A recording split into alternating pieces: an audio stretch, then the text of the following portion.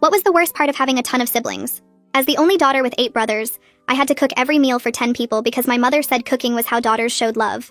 My parents had 8 boys before they finally got me, so you'd think they'd be excited about finally having a girl. But the day I turned 7, Mom handed me an apron and said my real education was starting. While my brothers played video games and threw footballs around, I was standing on a stool stirring boiling pots. My mom would hover behind me listing all the ways I was already failing while my skin blistered from grease splatters and my back ached from reaching counters too high for a 7-year-old. By 10, my alarm went off at 4 a.m. every day, because breakfast for 11 people took 3 hours minimum when everyone wanted something different. Parker needed eggs over easy but not runny. Josh demanded fresh pancakes, not reheated ones. Ryan wanted bacon crispy. Ben required oatmeal. Isaac only ate French toast cut in triangles. Miles needed everything on separate plates because food couldn't touch. Dylan changed his mind constantly, and baby Micah screamed if his bottles weren't the perfect temperature. My feet would go numb from standing on cold kitchen tiles and my arms shook from lifting heavy pans, but sitting down meant starting over because laziness ruined food according to Mom. The cooking never stopped because after breakfast came packing 9 different lunches with 9 different preferences, then preparing snacks for whoever was home, then making lunch for the brothers who'd forgotten their packed ones, then more snacks, then starting the 4-hour dinner prep, then dessert, then evening snacks, then midnight sandwiches when teenage brothers got hungry. My fingers were permanently stained yellow from peeling endless potatoes and covered in cuts, and I'd fallen asleep standing up so many times that I learned to prop myself against the counter while stirring. By 13, I was missing school constantly because dinner prep started at 2 p.m. My grades tanked, but nobody cared because what did I need education for when my whole life would be standing in front of a stove until I died? My growth was stunted from malnutrition because I only got to eat leftovers if there were any. I'd sneak raw vegetables while chopping and consider it dinner, while my spine curved from hunching over cutting boards for 16 hours a day. The physical damage accumulated fast because burns that never healed properly turned to scars covering my arms, and my hands looked like a 40-year-old's from the constant hot water and harsh soaps. I developed chronic back pain that made standing agony and sleeping impossible.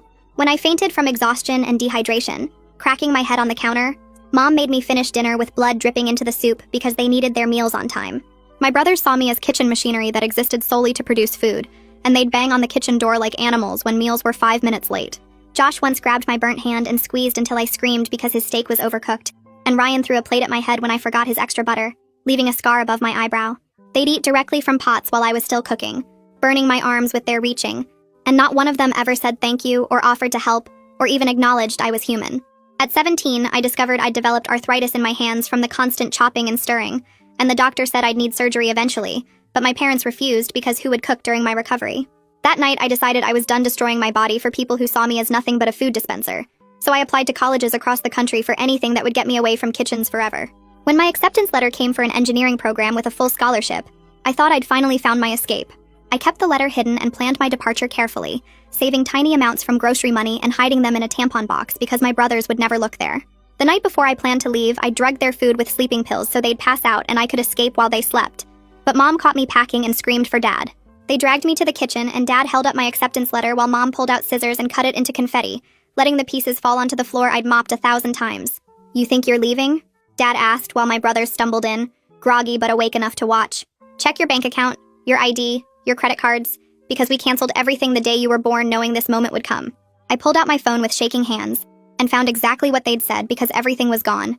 Every account closed, every document reported stolen, every trace of my legal existence erased. Mom smiled while explaining they'd never registered my birth certificate properly, keeping me off the grid so I could never leave because how do you run when you don't technically exist? "You have no identity outside this kitchen," she said, pointing at the sink full of dishes. "You're not even legally a person, just our permanent kitchen help, and we made sure of that 18 years ago when we decided not to file your paperwork." My legs wouldn't move even though the sink was right there waiting. The confetti pieces of my scholarship letter stuck to my wet shoes while my brothers shuffled back to their rooms. Mom pushed past me to grab the mop and Dad locked the front door with 3 different locks I'd never noticed before.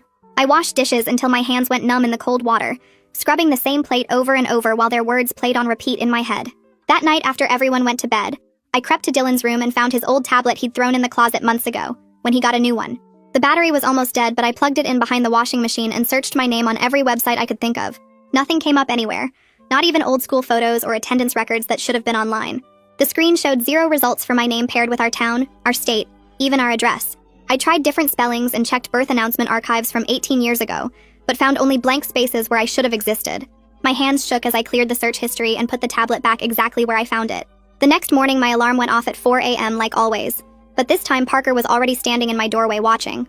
I pulled on my stained clothes and walked to the kitchen where Mom sat at the table with a cup of coffee, her eyes following every move I made.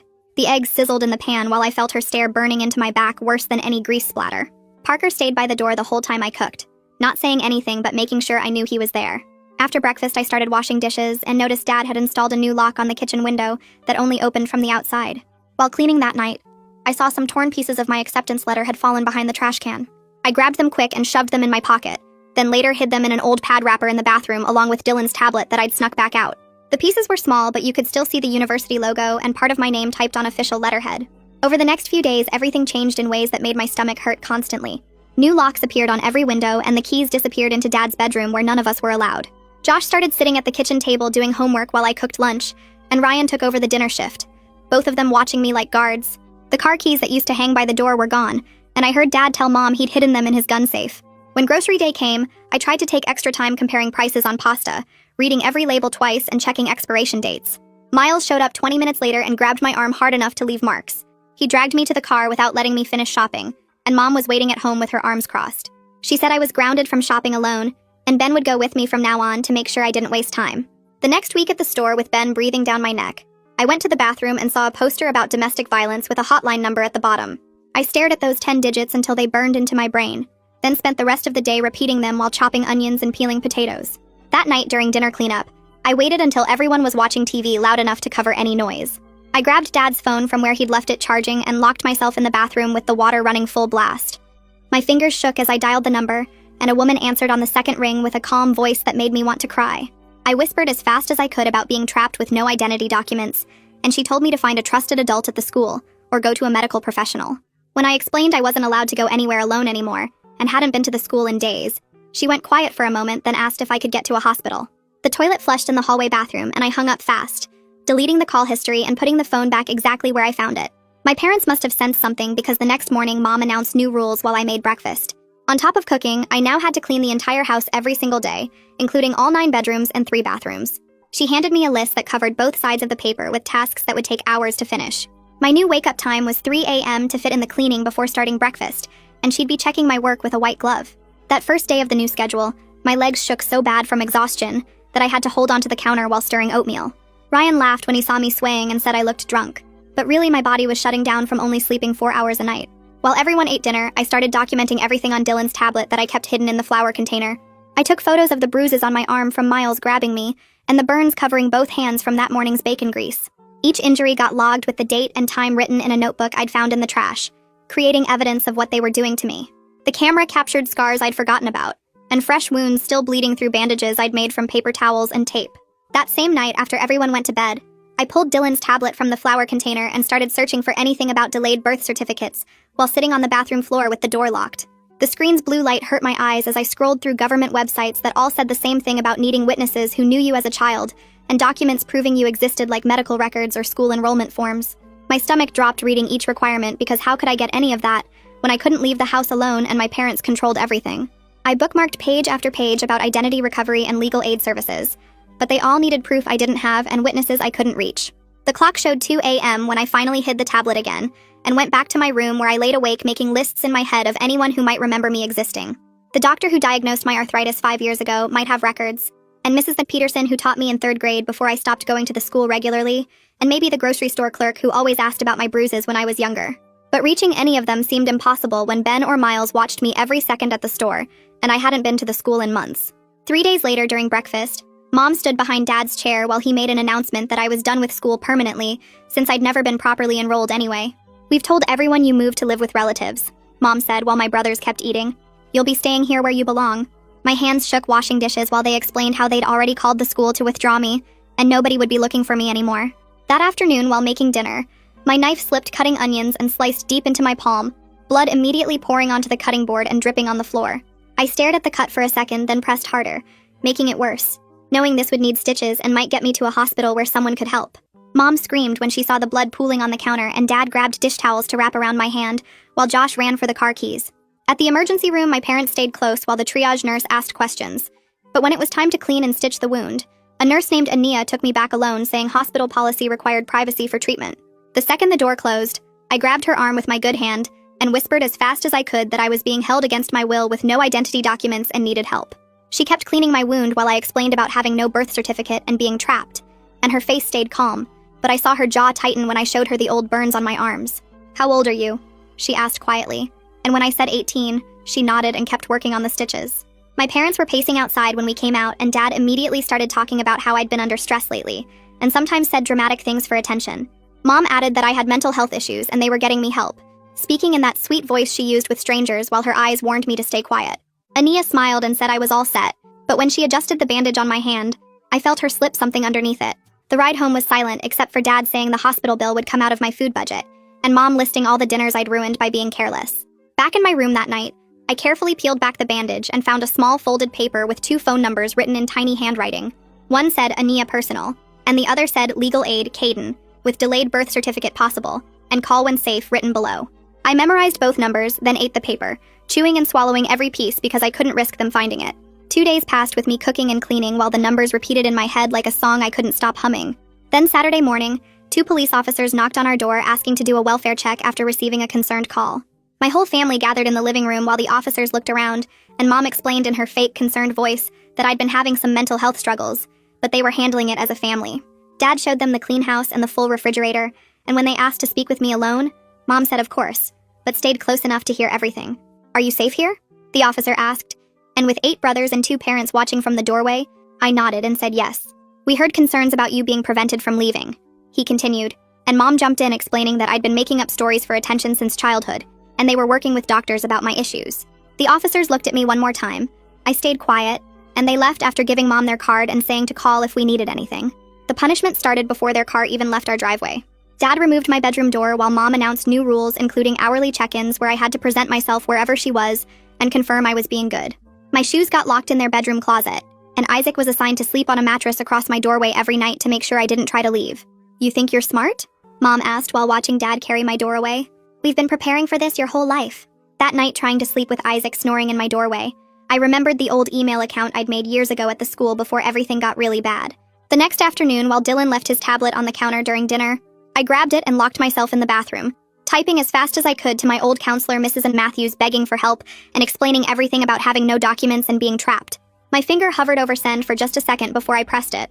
Then I deleted the email from the sent folder and cleared the browser history before flushing the toilet and going back to serve dessert. She responded within an hour, and I saw it when I snuck the tablet during cleanup. Her message saying she'd been worried about me and would meet me at the school at 6 a.m. before anyone else arrived if I could get there. The next morning at 3 a.m. when my alarm went off for breakfast prep, I started cooking like normal, but my mind raced with plans to get out. At 5:30 when I took out the trash bags, I kept walking past the bins and ran barefoot down the street with gravel cutting into my feet and cold morning air burning my lungs. The school was 2 miles away, and my legs shook from years of standing but never running. But I pushed through the pain and made it to the back entrance where Mrs. Matthews waited with her car running. She gasped when she saw my feet bleeding and the bruises on my arms, then pulled out her phone and started taking pictures of every injury while asking me to lift my sleeves and show my back. Her hands shook as she documented the scars covering my arms and the fresh burns from last night's cooking. Then she grabbed forms from her desk and helped me fill out witness statements about the abuse. She promised she'd file reports with child services and the police and anyone else who would listen. Then she made a call to someone named Caden Gonzalez, who worked at the legal aid office downtown. Caden answered even though it was barely 6 a.m., and Mrs. Matthews put him on speaker while explaining my situation with no birth certificate or legal identity. He said proving my existence was possible but would need affidavits from people who knew me over the years, medical records showing treatment, school records if any existed, and witnesses who could verify my age and identity. He started a file right there on the phone and said we needed evidence of continuous presence in the community, like the grocery store workers who'd seen me shopping for years, or the doctor who treated my arthritis. Mrs. Matthews drove me back toward home but stopped a block away so I could sneak back before anyone noticed, and I slipped through the back door at 6:45 to find Mom standing in the kitchen with her arms crossed. Breakfast was late because I'd been gone, and now Parker and Josh were hungry and angry, banging on the table demanding food while Mom grabbed my wrist hard enough to leave marks. Dad came in and announced new rules starting immediately with head counts every 2 hours, where I had to present myself wherever they were. Brothers stationed at all exits during cooking times. And Ryan would now sleep on a mattress outside my doorless room every night. They'd noticed the missing tablet too, and Dylan had to guard his devices now. But I'd already memorized Caden's number and the hotline number and Mrs. Matthews' email. 3 days later, while I was peeling potatoes, the house phone rang and Mom answered, then handed it to me with suspicious eyes watching. Caden was calling through Mrs. Matthews' phone to explain the delayed birth certificate process, speaking quickly while I pretended it was a wrong number. He said we needed 2 witnesses who knew me as a child, and proof like medical records or school documents, and the arthritis diagnosis from when I was 17 could be key if we could get those records from the clinic. Mom snatched the phone away and hung up, but I'd heard enough to know there was hope if I could just gather evidence. That night, while cooking dinner with Isaac watching from the doorway, Mom started yelling about how I'd tried to abandon them and how ungrateful I was after everything they'd done for me. She went on and on about how she never filed my birth certificate because she knew I'd try to leave someday, saying it loud and clear while I stirred the soup.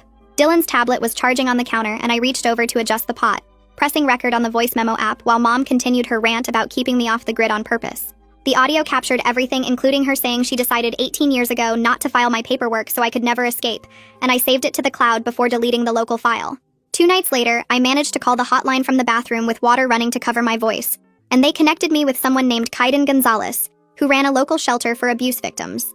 He explained safety planning with code words where if I could get to any public place and call 911 with the code phrase about needing help with a recipe emergency, dispatch would know to separate me from family immediately and treat it as a domestic violence extraction. We practiced the phrase 3 times until I had it memorized.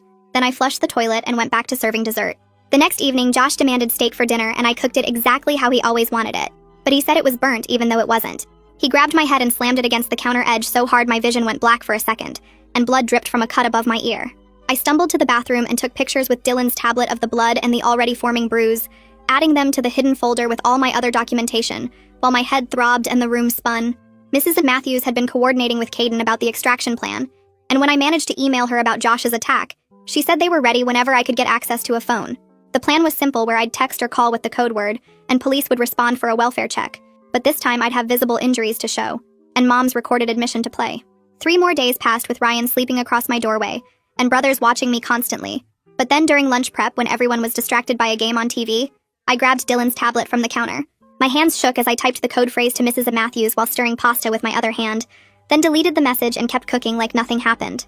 20 minutes later, a knock came at the door and Dad went to answer, coming back with 2 police officers who said they'd received a concerning call. One of them was named Leo Gonzalez, according to his badge, and he asked to speak with me privately, while the other officer kept my family in the living room. In the kitchen, I showed Leo the fresh bruises from Josh, the cut on my head, the burns on my arms, and then played Mom's recorded admission about never filing my birth certificate. His face went serious as he documented everything with his body camera and phone, then called for backup and an ambulance while my parents started screaming threats from the living room. The paramedics arrived and said I needed hospital evaluation for the head injury, and Leo explained that as an adult being held against my will, I was free to leave with them for medical treatment. My parents tried to block the door, but Leo stood between us while I walked out barefoot with nothing but the clothes I was wearing, leaving behind 18 years of imprisonment. At the hospital, a social worker named Brock Gonzalez met us in the emergency room and started intake paperwork for the shelter, while nurses documented my injuries and ran tests on my head. He explained that as an adult, even without proper documentation, I had rights and could choose where to live, and nobody could force me back to that kitchen ever again. The shelter van pulled up outside a plain brick building with small windows and a heavy metal door that buzzed when Kaiden pressed the intercom. He led me through narrow hallways that smelled like bleach and old carpet, to a tiny room with a single bed, a dresser with 3 drawers, and a lock on the inside of the door. My phone started buzzing non-stop with texts from every number my family had ever used, messages filling the screen faster than I could delete them. Parker called me ungrateful. Josh said he'd find me and drag me back. Ryan sent pictures of the dirty kitchen with threats about what would happen when I returned. Kaiden took the phone from my shaking hands and showed me how to screenshot everything for evidence before blocking each number one by one. He helped me change my email password, delete my social media accounts, and set up a new phone number that only the shelter staff would have. The other women in the common room watched me with tired eyes as Kaiden explained the rules posted on every wall. Lights out at 9, no visitors without approval, mandatory group meetings 3 times a week, chores assigned daily, no drugs or alcohol on the property. My hands shook as I signed the intake forms while other residents heated up canned soup in the shared kitchen that made my stomach turn. That first night, I locked my door and sat on the floor with my back against it for hours, jumping at every footstep in the hallway. Nobody banged on the door at 3 in the morning demanding breakfast. Nobody screamed about eggs being wrong. Nobody threw plates at my head. The silence felt wrong after 18 years of constant demands, and I stayed awake watching the lock, waiting for someone to break it down. Morning came with Kaiden arriving to start the legal paperwork, spreading forms across the shelter's conference room table. He explained we needed to file for an emergency protective order first, then start the delayed birth certificate petition that would take months. The protective order required listing specific incidents, so I wrote about Josh squeezing my burned hand, Ryan throwing the plate, the head injury from 3 days ago. Kaiden said we needed witness statements, so he called Ania at the hospital, who agreed to provide documentation immediately. She faxed over 3 years of emergency room visits with detailed injury reports, photos of burns and bruises, notes about malnutrition and exhaustion. The counselor from the school drove to the shelter with a box of whatever records she could find from when I'd attended sporadically. Attendance sheets from elementary school showed my name, old report cards with teacher comments about me falling asleep in class, vaccination records from the school nurse. Every piece of paper helped prove I existed, even though my parents never filed the birth certificate properly. My family started posting on social media that I was missing and mentally unstable, sharing old photos with captions about their poor sick daughter who needed help. Josh found the shelter's public email and sent messages saying he knew where I was hiding and would come get me soon. Caden printed every threat, saved every screenshot, documented the times and dates in a log he kept locked in his office. 3 days later, Josh's truck appeared in the shelter parking lot, driving slowly past the windows over and over again. The other residents recognized the hunting behavior and pulled me away from the windows while Caden called the police. Josh drove off before they arrived but came back the next morning, then again that afternoon, circling like a shark. Caden made phone calls all day until another shelter 40 minutes away agreed to take me immediately for safety reasons. I packed my 3 changes of clothes and toothbrush into a garbage bag, while the other women kept watch at the windows. The transfer happened at 2 in the morning with me lying flat in the back seat of an unmarked car, while we drove in circles to make sure nobody followed. The new shelter looked exactly like the first one with the same rules. Same bleach smell, same tired women in the common room. I tried to get a state ID the next week, taking 3 buses to reach the DMV with my folder of documents. The clerk looked at my papers and shook her head, saying I didn't have enough proof of identity without a birth certificate. Caden met me there and explained about a special process for homeless individuals using shelter verification letters and affidavits. We'd have to go through social services first, get a case number, then return with different forms that might work better. Meanwhile, the counselor kept digging through old school files and found more evidence in forgotten folders. She discovered vaccination records from when I was 6, a permission slip I'd signed for a field trip, standardized test scores with my name printed clearly. None of it was official proof of identity, but each piece helped build the case that I was a real person who'd lived in this town. The protective order hearing came 3 weeks later in a courtroom that smelled like wood polish and fear. My parents showed up in their church clothes looking respectable while I wore donated pants that were too short and a shirt with a small stain. Mom dabbed at her eyes with a tissue while Dad sat straight-backed and serious, the picture of concerned parents. I had to stand at the witness stand and describe the abuse while the judge wrote notes, and my parents' lawyer objected to everything. Judge Sterling asked specific questions about dates and times, making me repeat the worst moments in clinical detail. After 2 hours of testimony and reviewing Ania's medical documentation, he granted a temporary protective order for 90 days. He warned that without more evidence, a permanent order would be harder to obtain, and criminal charges were unlikely. My parents had to stay 500 feet away from me, and couldn't contact me directly or through other people. Dad violated the order within a week by parking his truck across from the shelter's main entrance. I called 911 with shaking hands while watching him sit there for 3 hours, just staring at the building. Leo arrived to document the violation, taking photos of the truck and writing up a report about the distance measurements. Dad got a warning but no arrest because he claimed he didn't know that was the shelter and was just resting. The prosecutor said first violations rarely resulted in jail time unless there was direct contact or threats of violence. I learned that protection orders were just paper that couldn't actually stop someone determined to find me. 2 days after Dad's truck warning, Caden called me into his office at the legal aid building with a stack of papers thick as a phone book. He spread everything across his desk while explaining each form for the delayed birth certificate petition, pointing at boxes where Ania and the counselor had signed their affidavits, swearing they knew me and could verify my age. The court clerk stamped our filing that afternoon and handed back a yellow slip with a date circled in red pen 6 weeks away, which felt like years when you're trying to exist without legally existing. That night at the shelter, I used Caden's computer to type an email to the engineering department at my scholarship university, explaining why I couldn't provide transcripts or ID yet, but attaching copies of the court filing and protective order as proof I wasn't making this up. Their response came 3 days later saying they'd hold my spot for 1 full year if I could provide legal identity documents by next August. And while it wasn't perfect, having that deadline gave me something to work toward instead of just floating in legal limbo. The shelter helped me apply for jobs since I needed money for when my time there ran out, and the first place that called was a diner downtown looking for kitchen help. I showed up for my shift wearing borrowed black pants and a shirt that smelled like bleach, but the second I stepped into that kitchen with its sizzling grills and shouting cooks and timers going off every 30 seconds, my whole body started shaking. The manager showed me how to work the fryer while orders piled up on the rail, and someone yelled about needing more bacon, and suddenly I was 7 years old again with Mom screaming about ruined eggs while my skin burned from grease. I tried pushing through for 20 minutes, but when the cook grabbed my wrist to show me proper plating technique, I yanked away so hard I knocked over a whole tray of prepped vegetables and ran out the back door crying and gasping for air. Caden found me sitting on the shelter steps 2 hours later, still shaking, and helped me understand this was trauma response, not weakness, suggesting we look for work that didn't involve kitchens. He drove me to a thrift store the next morning where the manager needed someone to sort donations in the back room, and folding clothes in a quiet space with nobody yelling felt like something I could actually handle, even if minimum wage meant saving would take forever. 3 days into sorting sweaters and hanging jackets, Caden called to warn me that my parents had hired their own lawyer, who'd sent a thick envelope of threats about defamation and false accusations, demanding I return home immediately or face legal consequences for damaging their reputation in the community. Caden typed his response on official legal aid letterhead stating I was his client and all communication should go through him, not directly to me, and seeing my name on real legal documents as someone worth protecting made my throat tight with relief. The shelter required all residents to attend weekly counseling sessions, so Wednesday afternoon I sat in a small office that smelled like vanilla candles. While a therapist explained complex PTSD and how years of trauma create physical responses in the brain that don't just disappear because you're safe now. She taught me breathing exercises to use when flashbacks hit, and grounding techniques like naming 5 things I could see, 4 I could touch, 3 I could hear, 2 I could smell, and 1 I could taste to pull myself back to the present instead of drowning in memories. Ryan must have gotten my shelter email somehow because messages started flooding in saying he knew where I was and would drag me home himself if I didn't come back voluntarily, describing in detail what would happen when he found me. I forwarded everything to the prosecutor's office, but they said threats had to be more specific and immediate to warrant charges, though I should keep documenting everything to establish a pattern of harassment for future legal action. Caden needed my medical records from the arthritis diagnosis to strengthen the birth certificate petition, but when he called the clinic, they wouldn't release anything without proper identification, creating another circular problem where I needed ID to get records that would help me get ID.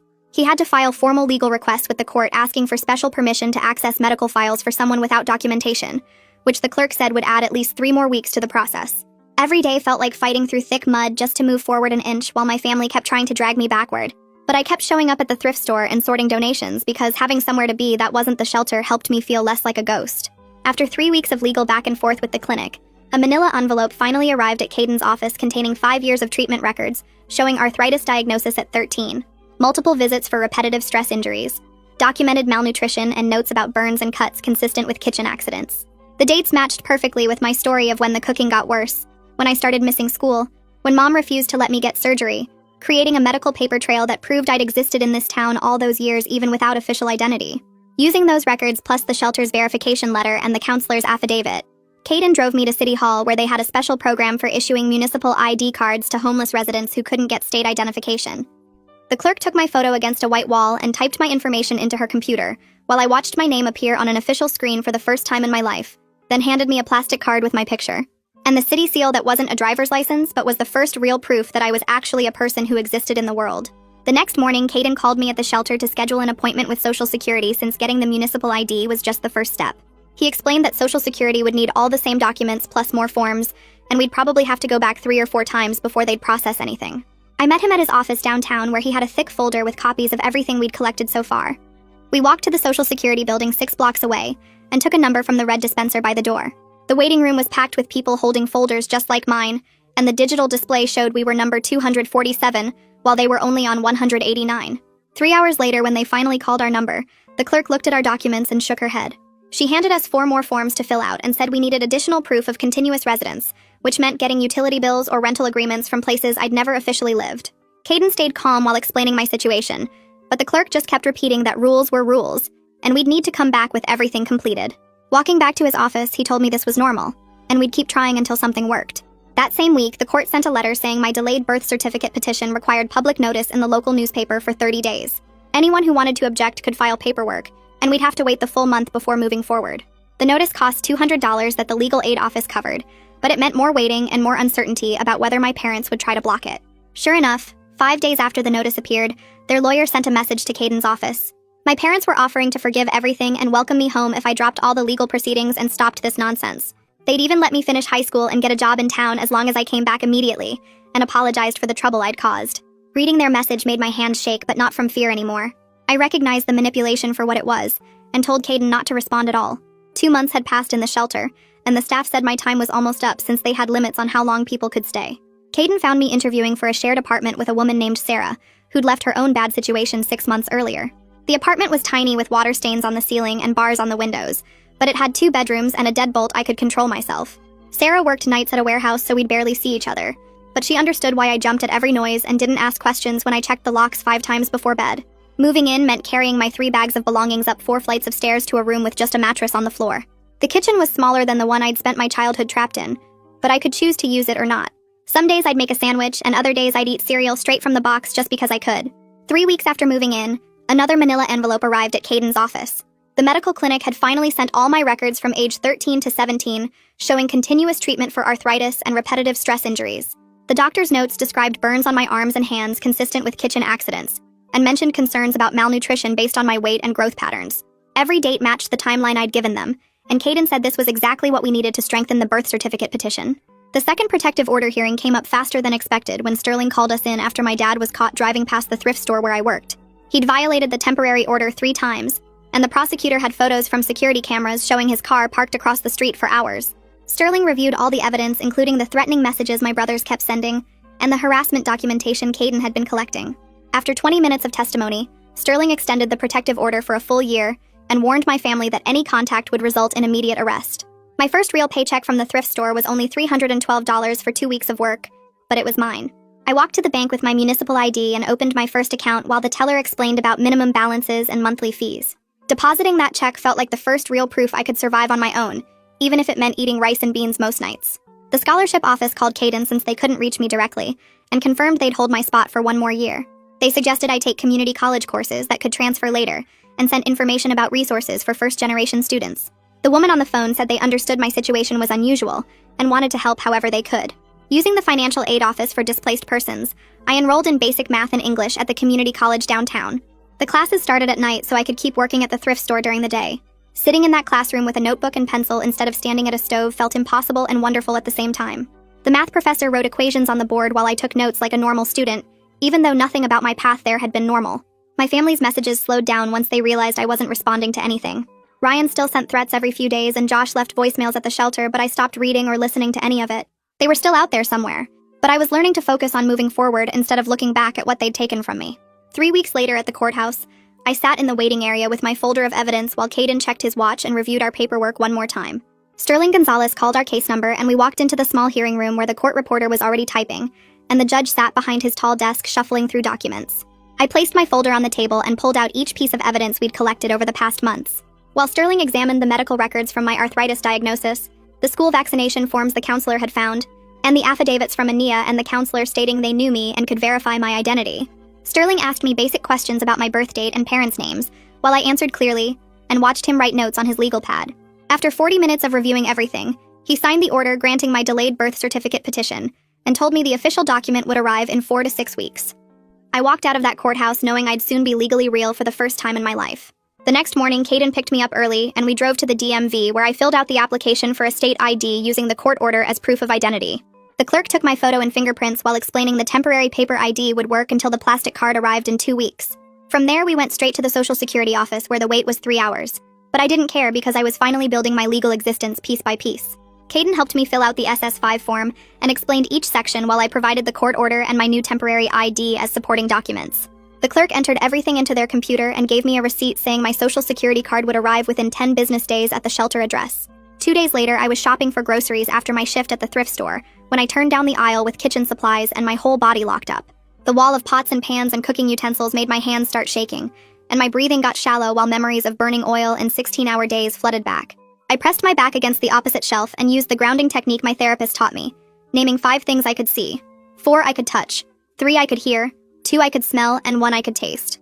My breathing slowed and I walked past the kitchen section without running, choosing recovery over the fear that wanted to control me. The counselor had texted asking to meet for coffee, so I showed up at the cafe near the school wearing my community college sweatshirt instead of the stained aprons she'd always seen me in. She stood up when she saw me, and her eyes got watery as she looked at my clean clothes and the textbooks I was carrying instead of burn cream and bandages. "You look so different," she said while we sat down with our drinks. I showed her my temporary ID and the court order for my birth certificate while explaining about my classes and the job at the thrift store and how I was learning to exist as a real person. She wiped her eyes and told me she'd never stop being proud of what I'd accomplished. 4 weeks after the hearing, I checked the shelter mail and found the envelope from Vital Records with my name printed on the outside. I opened it carefully and pulled out my birth certificate, this official document that proved I existed, and had always existed even when my parents tried to erase me. The paper had raised seals and signatures and my full name typed clearly along with my birth date, and the state seal making it real and legal and mine. Caden met me that afternoon to help with the passport application, since we needed to plan ahead for when I'd return to university. We went to the post office where I filled out the DS-11 form and provided my birth certificate and ID, while the clerk took my photo against the white background. She said the passport would take 6 to 8 weeks, but I could track it online using the confirmation number she gave me. That weekend, I walked through the thrift store during my break and stopped at the kitchen supplies that people had donated. A small pot and a single pan sat on the shelf, both scratched but functional, and I picked them up for $3 total. Back at my shared apartment, I washed them carefully and put water in the pot to make pasta for the first time by choice instead of force.